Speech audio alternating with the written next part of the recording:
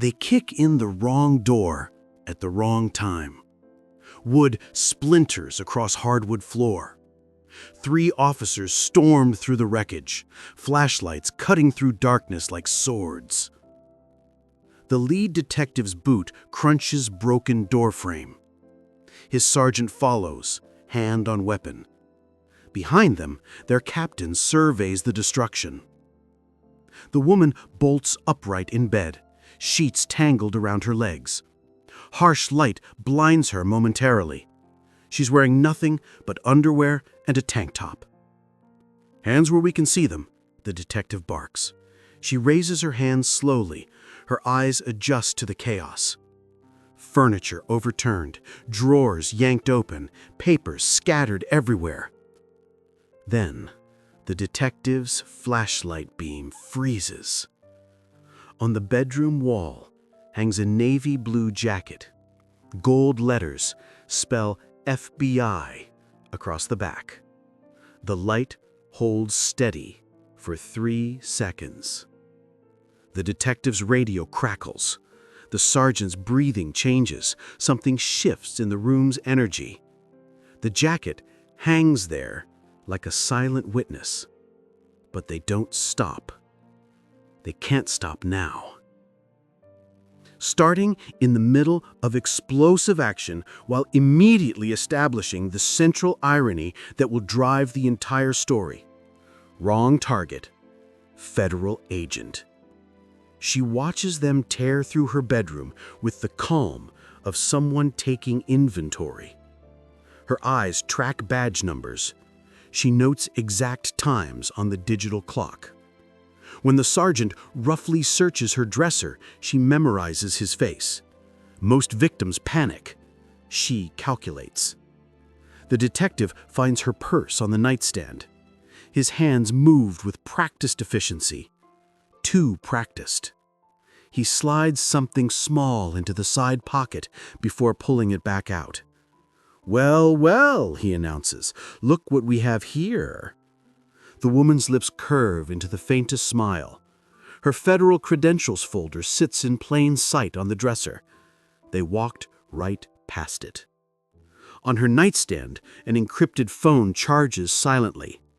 15 years of federal cases live in that device. The detective holds up a small plastic bag. White powder catches the flashlight beam. The woman's fingers trace the edge of her bedsheet. Underneath, something they missed entirely. The phone on her nightstand holds 15 years of secrets. The detective has no idea who he just woke up, but she knows exactly why they're here. This isn't random.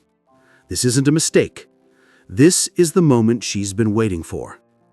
The federal case files scattered across her floor tell a different story than the one they think they're writing. Her digital recorder, hidden in the bedroom lamp, has been running since the door exploded. Every word, every planted piece of evidence, every illegal entry, all of it captured. The sergeant searches her closet now. His hands shake slightly as he works. Good. He should be nervous. The woman remains perfectly still, but her mind races through protocols, federal evidence procedures, constitutional violations, civil rights law. They have no idea what they've just walked into. The woman sits straighter on her bed. "I need to see your warrant." "We don't need a warrant for a noise complaint, sweetheart." "You do for a search this extensive." Her voice carries authority that makes the sergeant pause mid-search. "You've exceeded the scope of any noise complaint investigation." The detective's jaw tightens. "You some kind of lawyer?" "I know my rights under the Fourth Amendment." She keeps her voice level, professional. "This is an illegal search." The captain steps forward from the doorway. "Ma'am, we received reports of drug activity at this address." "From whom?" "What specific probable cause justified forced entry?" 3 men exchange glances. The question hangs in the air like smoke. The sergeant recovers first. "Anonymous tip. Said you were dealing." Anonymous tips don't justify warrantless searches of private residences. The woman's legal knowledge flows effortlessly. Miranda versus Arizona, Carey versus Ohio, Mapp versus Ohio. The detective's face darkens. You think you're smart? I think you're violating federal law. The words hit like a slap. Federal law. Not state law, federal. The captain clears his throat. Let's just get her processed. But the woman isn't finished. I need to see your badge numbers, all of you. You're not in a position to make demands, the sergeant growls. Every citizen has the right to identify officers conducting searches. She looks directly at each man. Badge numbers. Now. The detective's hand instinctively covers his badge. You don't need. The law disagrees. Her calm persistence unnerves them. Most suspects they arrest are panicked, confused, easy to manipulate. This woman dissects their procedure like a surgeon. The captain provides his number, reluctantly. The others follow. She repeats each number back perfectly, cementing them in memory. I also need confirmation that your body cameras are recording. The sergeant's hand moves to his chest cam. The red light blinks steadily. They're recording.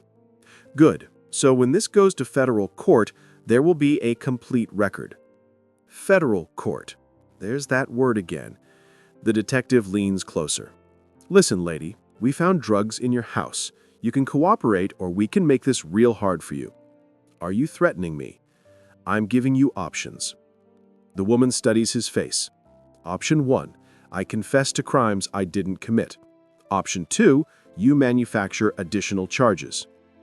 The room goes silent, except for radio static. You got a smart mouth, the sergeant says. I have constitutional rights. The detective pulls out handcuffs. You're under arrest for possession of a controlled substance. As the metal clicks around her wrists, the woman speaks clearly toward the body cameras. I'm being arrested based on planted evidence. The officers conducted an illegal search without probable cause or warrant. I did not consent to this search. Shut up, the detective hisses. I have the right to remain silent, but I also have the right to speak. Her voice never wavers. This is a false arrest based on fabricated evidence. The sergeant grabs her arm roughly. Move. She complies, but continues speaking. I'm requesting immediate legal counsel. I'm requesting a supervisor. I'm requesting a review of the body camera footage. Each request follows proper protocol. Her knowledge of procedure is too precise, too professional. The captain studies her carefully. Something isn't right. As they lead her through the destroyed living room, she catalogs every violation: excessive force, unlawful entry, evidence tampering, civil rights violations. The detective's next question makes the sergeant's hand freeze. How do you know so much about police procedure? The woman doesn't answer. She doesn't need to. Her federal credentials folder still sits on the dresser, unnoticed. But her silence speaks louder than words. The planted evidence isn't the only thing out of place in this room. At the front door, the sergeant realizes she knows more than any civilian should.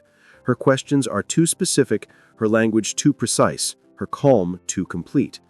Normal people don't quote case law during arrests.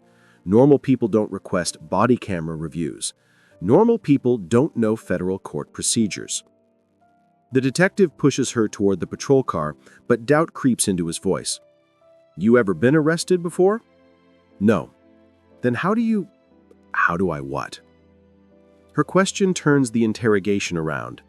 The detective doesn't finish his sentence, can't finish it, because the answer might be worse than he's prepared to handle. The sergeant opens the car door. Radio chatter fills the night air. Dispatch calls filter through static. Domestic disturbance on 5th Street, traffic stop on the highway. The night continues its normal rhythm. They have no idea what they've set in motion. The sergeant's voice drops to a whisper. You think she heard anything about the investigation? The detective glances in the mirror. What investigation? You know what investigation. A pause. The radio fills the silence. She can't know about that, the detective says finally. but doubt threads through his voice. The woman memorizes every word, every admission, every tell. They turn onto Main Street. The police station glows ahead, all concrete and fluorescent lighting, a fortress of bureaucracy where they'll try to disappear her into the system. The detective parks in the prisoner transport area. Security cameras track their arrival. "Listen," the sergeant says, turning around again. "This can go easy or hard. Depends on you." The woman meets his eyes through the partition. "Which way preserves your careers?" The question hits like ice water. The detective kills the engine. "What's that supposed to mean?" "It means you should think carefully about your next moves." The sergeant's laugh sounds forced. "Lady, you're the one in handcuffs for now." 2 words: simple, quiet, terrifying. The detective gets out first, opens her door. The cuffs bite into her wrists as he helps her stand. "We're going to teach you some respect," he mutters.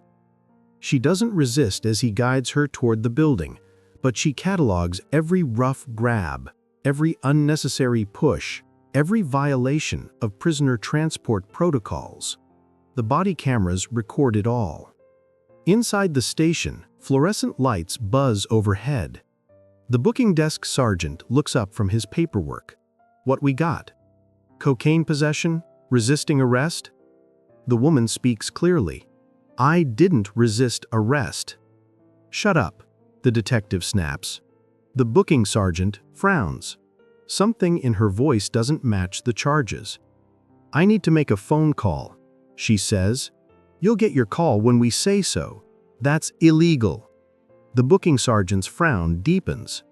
"Ma'am, you have the right to—" She knows her rights. The detective interrupts. She won't shut up about them. Standard booking procedure begins. Fingerprints, photographs, personal property inventory. When they process her wallet, the booking sergeant pauses. Says, "Here, you work for the federal government?" The detective's hand freezes over the keyboard. What kind of federal work? The woman stays silent. She doesn't need to speak. Her employment verification will do it for her. The booking sergeant types her information into the system. The computer processes the data, cross-references federal databases. The screen flashes a warning. Detective. The booking sergeant calls. "You need to see this." The detective approaches the terminal, reads the screen. His face goes pale. The woman's federal ID number triggers something unexpected. The system flags her as a federal law enforcement officer, 15-year veteran. Current assignment, Internal Affairs Division. The detective's radio crackles with an urgent message, but it's too late for urgency. They've already crossed every line. The booking sergeant looks between the screen and the woman in handcuffs. His training kicks in.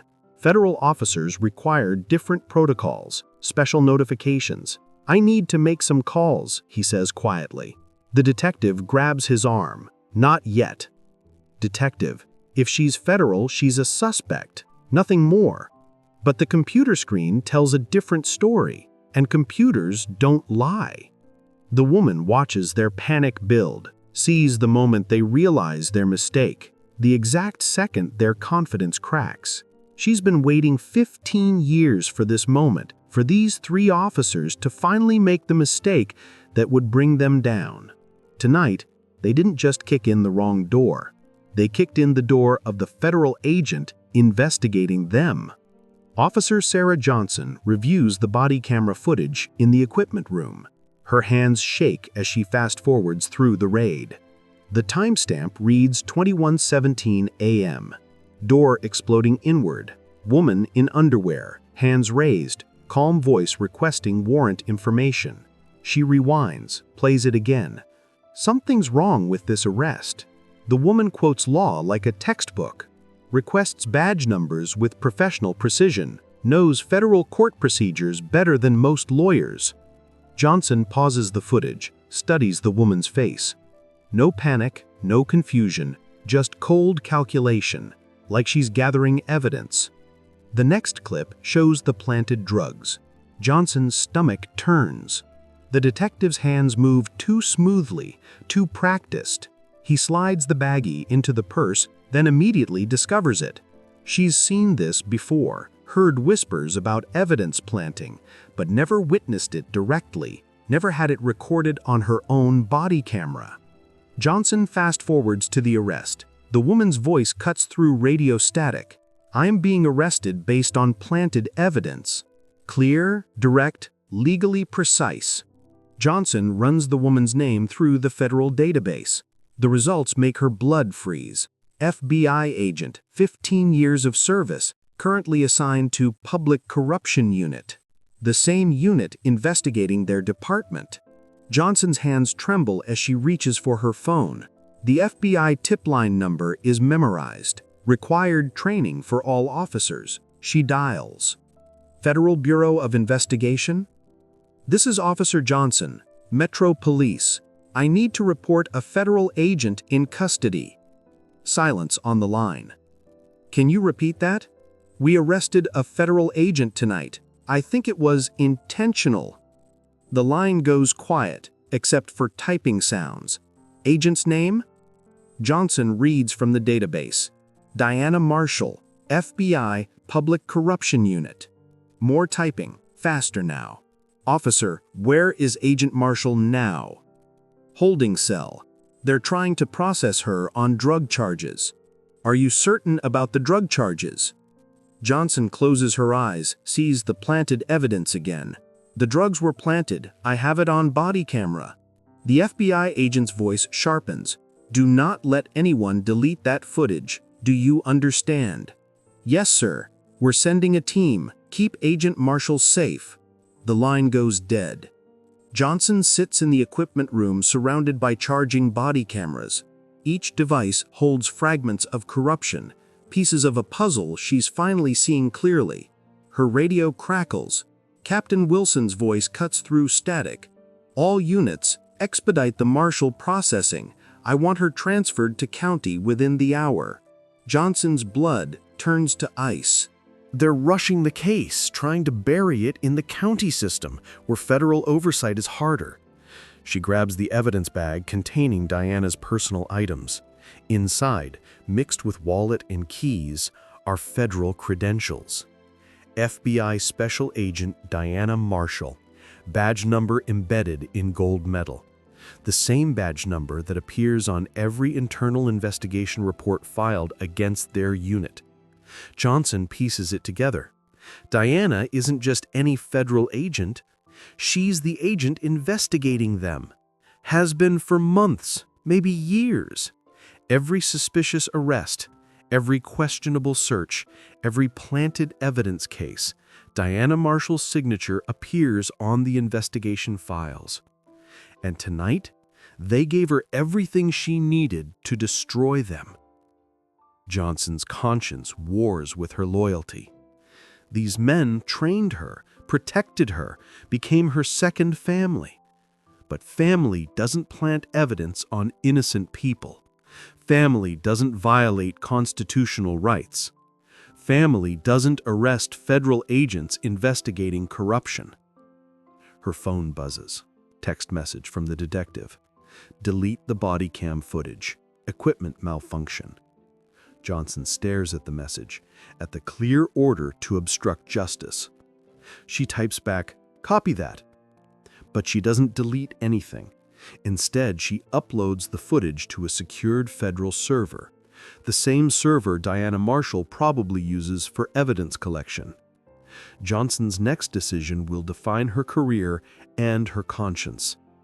Captain Wilson appears in the doorway. "Johnson, did you wipe that footage?" "Working on it, sir." Wilson studies her face, looking for tells, for signs of betrayal. "Good. This stays between us." Johnson nods. "Of course, sir." But Wilson's pressure suggests this isn't their first cover-up. The federal investigation rumors suddenly make sense. Diana Marshall isn't just investigating corruption, she's been living it, documenting it, building an airtight case. and Johnson just became her key witness. FBI Assistant Director James Rodriguez receives Johnson's call at home. His secure phone buzzes on the nightstand. Federal emergency protocol. He answers on the first ring. Rodriguez. "Sir, this is Agent Marshall's handler. We have a situation." Rodriguez sits up immediately. Diana Marshall is his best undercover investigator. 15 years of flawless service. "What's the status?" "Local police arrested her an hour ago. Drug possession charges. The arresting officers are her targets." Rodriguez's jaw tightens. "They made her unknown, but they planted evidence. We have body cam confirmation." The assistant director is already reaching for his clothes. "Where is she now?" "Metro Police holding. They're rushing county transfer?" "Negative. Stop that transfer immediately." Rodriguez activates his emergency team while still on the phone. Federal Rapid Response mobilizes within minutes. "Sir, there's more. Agent Marshall's emergency beacon just activated." Rodriguez freezes. Diana's beacon only activates in life-threatening situations. "When?" 30 seconds ago. The beacon signal appears on Rodriguez's phone screen. GPS coordinates lock on to the police station. "Full federal response now." Rodriguez calls his second-in-command. "Operation Cleanhouse is compromised. Marshall's in custody." "Jesus! How bad?" "They arrested our lead investigator while she was gathering evidence against them." Rodriguez's team assembles at the federal building. Tactical units, evidence specialists, internal affairs investigators. The corruption case they've been building for 2 years just became a federal emergency. Diana Marshall doesn't just know about police corruption, she is the corruption investigation. Rodriguez briefs his team in the command vehicle. "Agent Marshall has been undercover for 18 months. Tonight's arrest gives us everything we need." "How so?" "They just provided direct evidence of the conspiracy we've been investigating." The surveillance van positions outside the police station. Electronic equipment locks on to internal communications. Police radios crackle with nervous chatter. Officers discussing damage control and keeping stories straight. Rodriguez listens through federal intercept equipment. Every word recorded, every conspiracy documented.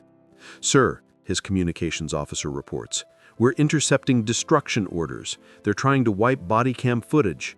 Too late for that. Rodriguez opens Diana's case file. 15 years of corruption investigations, hundreds of documented violations, dozens of officers implicated. Tonight's arrest connects every piece. The surveillance van's equipment hums quietly. Federal warrants are already prepared, signed, ready for execution. "Director, we have movement inside. They're transferring Marshall to county." "Not happening." Rodriguez radios his legal team. "Execute the federal warrants, full jurisdiction." The local police don't know what's coming. For 2 years, Diana Marshall gathered evidence of systematic corruption, planted evidence, false arrests, civil rights violations. She documented everything. And tonight, they handed her the final piece of the puzzle. Rodriguez checks Diana's beacon again, still transmitting from inside the police station. Team leaders prepare for immediate entry. His radio crackles with confirmations. Federal agents surround the building. Rodriguez's order changes everything. Full federal response now. The operation Diana Marshall spent 15 years building is about to conclude, not with her arrest, with theirs. The surveillance van's equipment locks on to the police station's internal systems, body cam servers, evidence databases, internal communications, everything Diana needs to complete her case, and everything Rodriguez needs to end the corruption. Diana's beacon reveals she's exactly where they suspected she would be, in the heart of the conspiracy, gathering the final evidence that will destroy it. Rodriguez speaks into his radio. "All units, federal authority is now in effect." The local police think they caught their biggest threat. They just activated their worst nightmare. Diana sits alone in interview room 3. Gray walls, metal table, Single chair bolted to the floor. The fluorescent light flickers overhead like a dying heartbeat. The detective enters with a thick file folder, props it on the table with theatrical flair. "Let's talk about your drug business." Diana doesn't respond. Her eyes track the security camera in the corner. Red recording light blinks steadily. "We found cocaine in your house." High-grade stuff. Street value around $5,000. Planted evidence. The detective leans back. "You sure about that? I watched you plant it. That's a serious accusation." Diana's voice stays level. "It's a documented fact." The detective opens his file. Pages of fabricated reports, fictional surveillance notes, manufactured evidence chains. Says here, "You've been dealing for months. Your paperwork is fiction. Multiple witnesses saw drug activity at your address. Name one witness." The detective's pause stretches too long. Anonymous sources. Anonymous sources don't exist in federal court. There's that word again. Federal. The detective's confidence cracks slightly. "You think federal court is going to save you?" Diana meets his eyes. "I think federal court is where this ends." The sergeant enters without knocking, whispers something urgent in the detective's ear. The detective's face hardens. "Step outside." They leave Diana alone in the interview room. Through the thin walls, she hears heated discussion. The computer flagged her as federal law enforcement. So what? So we arrested a federal agent? She's a drug dealer who happens to work for the government. "Detective, this is dangerous territory." Diana uses the time alone to mentally catalog every violation. Miranda rights delayed, phone call denied, excessive force during transport. Each violation strengthens her case. The detective returns alone, slams the door harder than necessary. "Let's try this again. Who supplies your cocaine?" "I don't use or distribute cocaine." The evidence says different. The planted evidence. His fist hits the table. "Stop saying that." Diana doesn't flinch. "Stop planting evidence." The detective leans across the table, invades her personal space. Classic intimidation technique. "You think you're smart? Think you can outsmart us?" Diana's next statement makes his face go pale. "I think you've been under federal investigation for 2 years." The room goes silent except for the flickering fluorescent light. The detective straightens slowly. "What did you say?" "Operation Clean House. Ring any bells?" The blood drains from his face. Operation Clean House is classified. Only federal investigators and high-level corruption targets know that name. Diana continues, voice steady as stone. "Systematic evidence planting, civil rights violations, conspiracy to deprive citizens of constitutional protections." The detective's hands shake slightly. "How do you know about your crimes?" She doesn't answer. Doesn't need to. The detective backs toward the door. "I need to make a call to Captain Wilson or directly to your lawyer." He stops, hand frozen on the door handle. "You should choose carefully," Diana says. "Your next decisions matter." The detective flees the room, leaves Diana alone with her thoughts and the recording camera. Through the thin walls, she hears heated discussion. The computer flagged her as federal law enforcement. So what? So we arrested a federal agent? She's a drug dealer who happens to work for the government. "Detective, this is dangerous territory." Diana uses the time alone to mentally catalog every violation. Miranda rights delayed, phone call denied, excessive force during transport. Each violation strengthens her case. The detective returns alone, slams the door harder than necessary. "Let's try this again. Who supplies your cocaine?" "I don't use or distribute cocaine." The evidence says different. The planted evidence. His fist hits the table. "Stop saying that." Diana doesn't flinch. "Stop planting evidence." The detective leans across the table, invades her personal space. Classic intimidation technique. "You think you're smart? Think you can outsmart us?" Diana's next statement makes his face go pale. "I think you've been under federal investigation for 2 years." The room goes silent except for the flickering fluorescent light. The detective straightens slowly. "What did you say?" "Operation Clean House. Ring any bells?" The blood drains from his face. Operation Clean House is classified. Only federal investigators and high-level corruption targets know that name. Diana continues, voice steady as stone. "Systematic evidence planting, civil rights violations, conspiracy to deprive citizens of constitutional protections." The detective's hands shake slightly. "How do you know about your crimes?"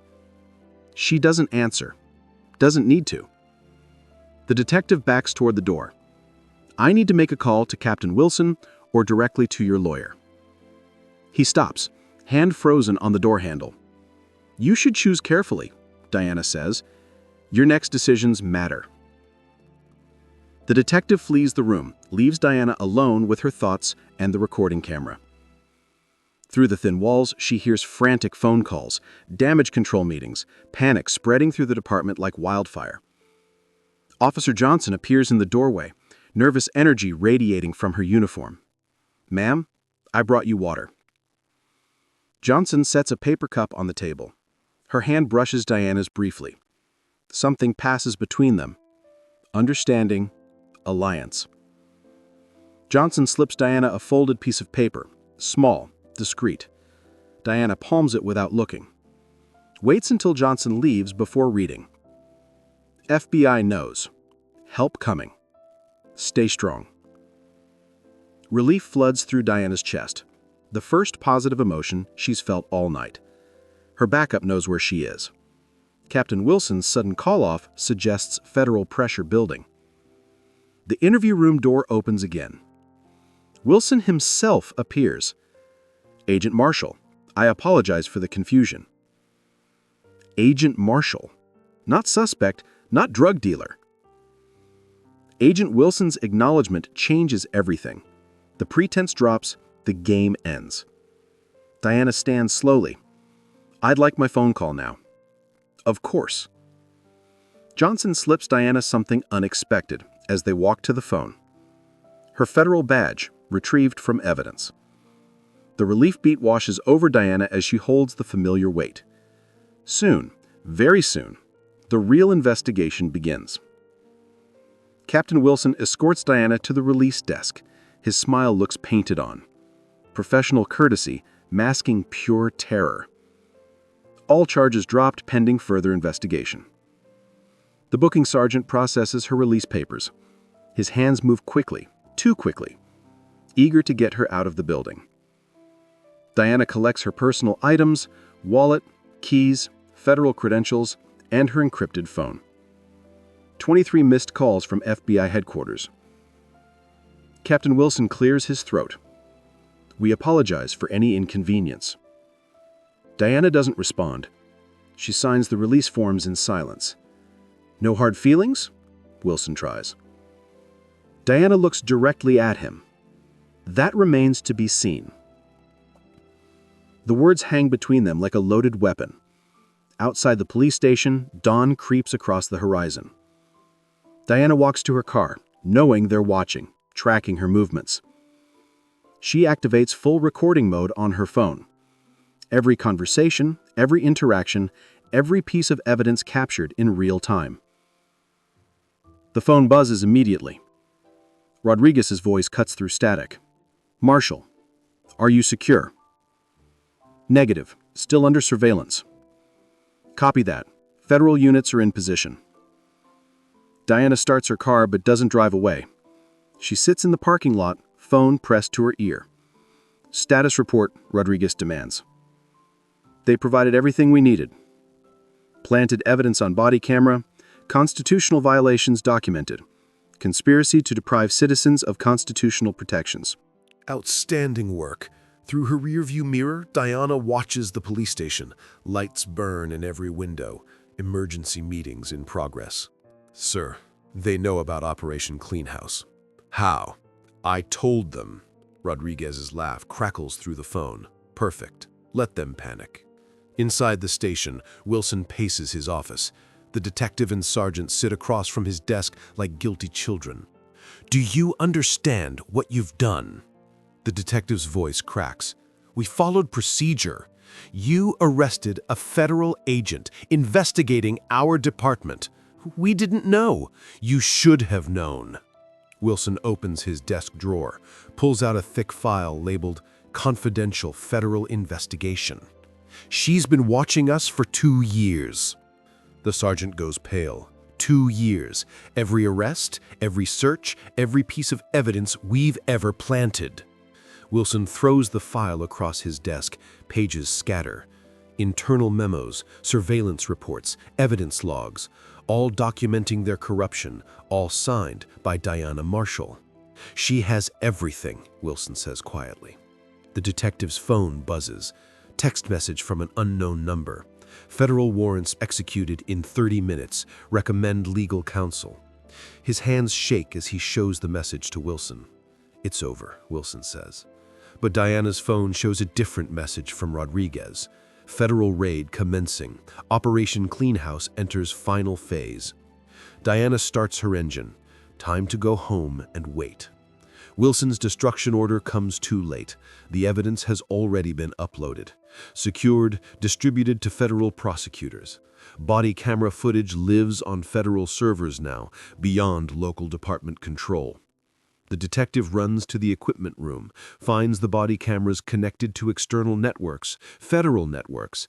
Every piece of footage automatically backed up to FBI servers.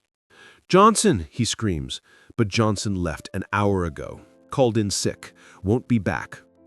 Diana's phone buzzes with final confirmation. The federal investigation she's been building for 15 years is complete. Every corruption case documented, every civil rights violation recorded, every conspiracy mapped. Tonight's arrest wasn't their victory, it was her evidence collection. The biggest mistake of their careers just became the cornerstone of her federal case. Diana pulls out of the parking lot. In her rearview mirror, the police station burns with desperate activity. Too little, too late. The real investigation is about to begin, and this time she won't be in handcuffs.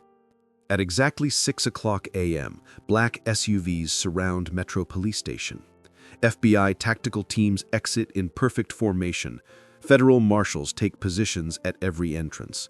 Assistant Director Rodriguez leads the operation personally. Inside the station, Wilson watches through his office window.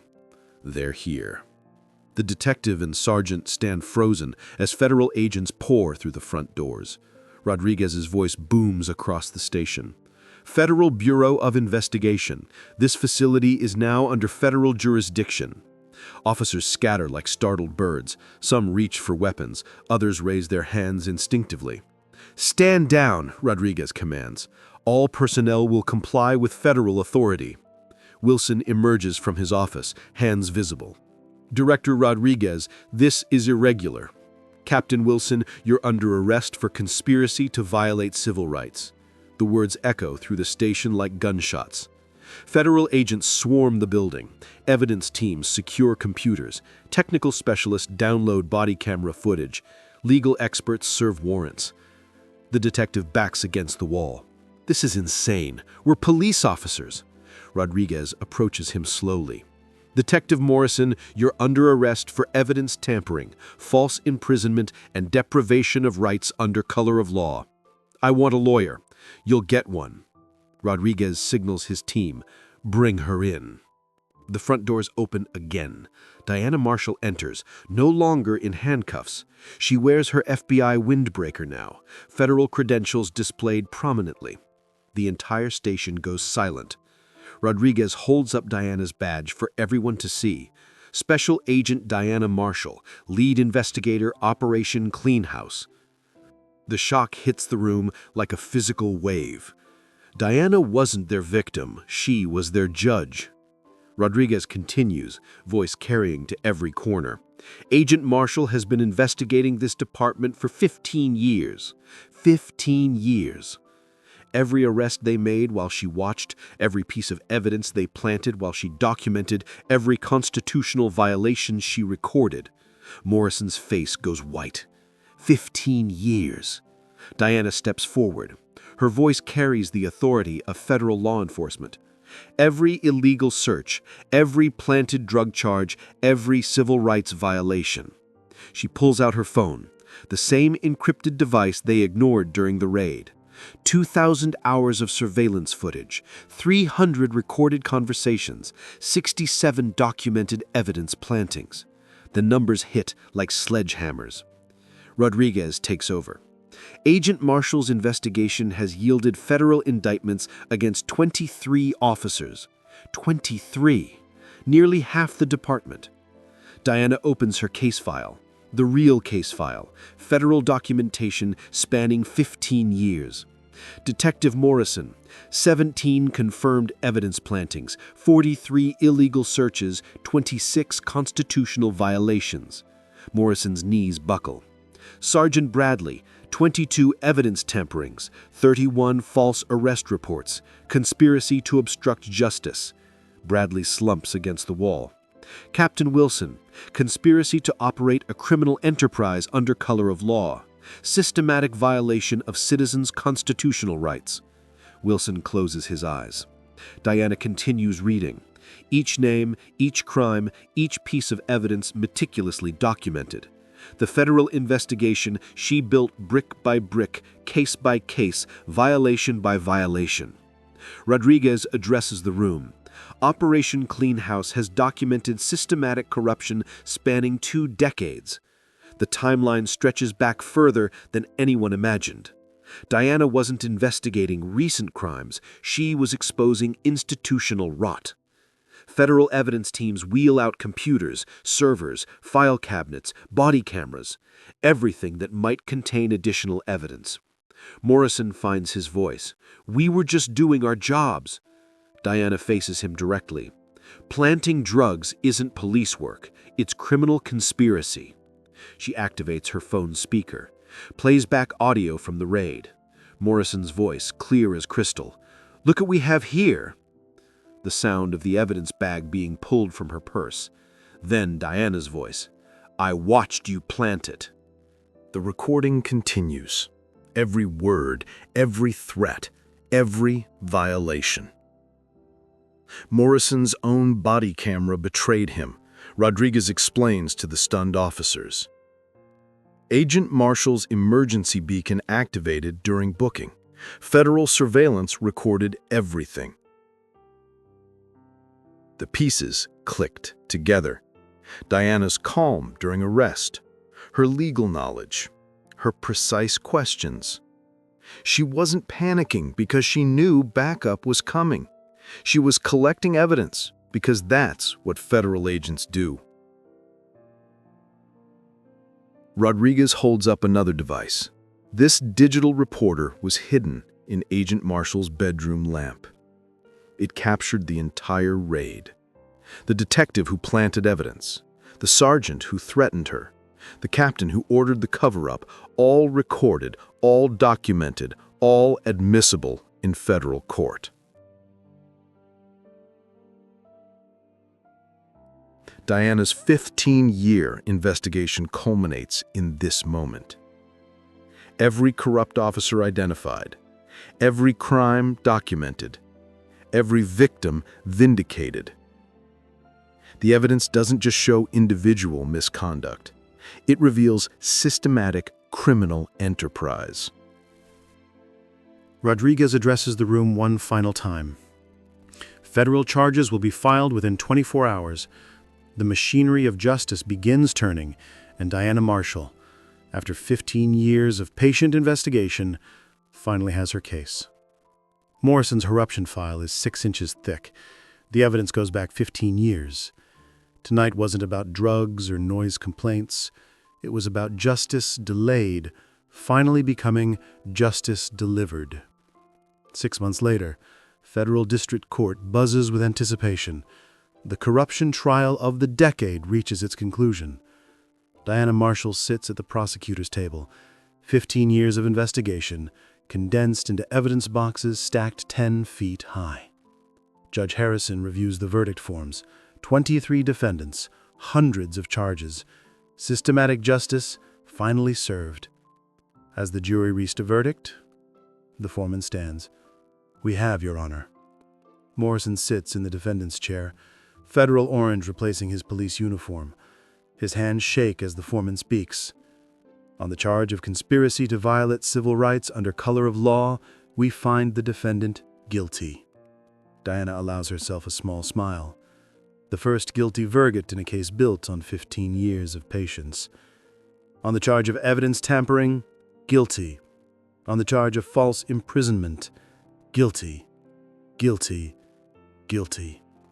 Each verdict echoes through the courtroom like thunder. Bradley receives 12 years federal prison. Wilson gets 15. Morrison draws 20. Their badges meant nothing. Their uniforms provided no protection. Federal law applies to everyone. Diana's testimony sealed their fate. Cool, professional, devastating. She recounted every planted drug charge, every illegal search, every constitutional violation. The jury listened with growing horror as the scope of corruption emerged. Not individual misconduct, systematic criminal enterprise. After the sentencing, Diana steps into the courthouse hallway. Reporters swarm with questions. "Agent Marshall, how long did this investigation take?" 15 years of careful documentation. "What message does this send?" Diana considers the question. Justice requires patience, courage, and people willing to work within the system to change it. She pauses, choosing her words carefully. Truth doesn't disappear. It waits for the right moment to surface. The reporters scribble frantically. This quote will lead tomorrow's headlines. Sarah Johnson approaches through the crowd. She testified for the prosecution, turned state's evidence, chose conscience over corruption. "Agent Marshall," Diana turns. "Thank you for giving me the chance to do the right thing. You made that choice yourself." Johnson's testimony proved crucial. The insider perspective that corroborated Diana's evidence. Her career survived, transferred to federal task force work. A new beginning earned through moral courage. Diana walks to her car, passing protesters on the courthouse steps. Signs demanding police reform. Community voices finally heard. Some changes happen overnight. Others take decades. This investigation began with whispered rumors about planted evidence. It ended with federal convictions and systematic reform. New training protocols implemented, body camera requirements strengthened, federal oversight expanded. The community healing process begins slowly. Trust rebuilds one interaction at a time. Diana's phone buzzes. Rodriguez calling from headquarters. "Outstanding work, Marshall. The corruption unit wants to discuss your next assignment." Diana looks back at the courthouse. Justice served, but more work waiting. What's the case? Immigration detention facilities, systematic abuse allegations. Could take years to build. Years of undercover work, patient evidence gathering, methodical justice building. I'll take it. This is what she does, who she is. Federal agent, truth seeker, justice builder. Reform doesn't happen overnight, but it happens one corrupt system at a time, one patient investigation at a time. Diana drives away from the courthouse, knowing her next case file is already waiting. The work continues. The mission endures. Justice delayed isn't justice denied when truth-tellers persist. Morrison will serve 20 years in federal prison. Bradley 12, Wilson 15. Their victims receive compensation. Their crimes enter permanent record, and Diana Marshall returns to the field, ready to spend another 15 years building the next case. Because corruption hides in darkness, but federal agents work in light, and light always wins. Eventually, the community rebuilds, the system reforms, the truth survives. One case at a time, one patient investigation at a time. Justice served through dedication, persistence, and unwavering commitment to constitutional law. Diana's next case begins tomorrow. The work never ends, but neither does the mission. Truth, Justice. Federal law applied equally to everyone, even those who wear badges. Especially those who wear badges. You've seen the story. Now what will you do with it? At Beat Stories, we believe reflection is good, but action is better. Subscribe, share, speak, because awareness is only the first step.